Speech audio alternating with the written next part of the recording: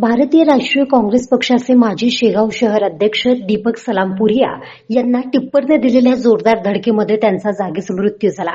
शेगाव शहरातील मुरारका हायस्कूल जवळील वळणावर हा अपघात घडला.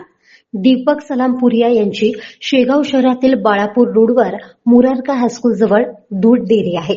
दुपारच्या सुमारास ते दुकानातून समोरच्याच खुल्या जागेत लघवीसाठी गेले असता परत येताना रस्ता ओलांडताना अपघात घडला. भरधाव येणाऱ्या टिप्परने त्यांना जोरदार धडक दिली. यामध्ये त्यांचा जागीच मृत्यू झाला. नागरिकांनी त्यांना लगेच शेगावच्या सईबाई मोठे उपजिल्हा रुग्णालयामध्ये हलविले, मात्र डॉक्टरांनी तेथे त्यांना मृत घोषित केले. दीपक सलामपुरिया यांनी शेगाव शहर काँग्रेस कमिटीचे अध्यक्षपद भूषविले आहे, तर सध्याचे जिल्हा काँग्रेस कमिटीचे पदाधिकारी होते. गाव माझा न्यूज करिता प्रवीण मोरे, शेगाव, बुलढाणा.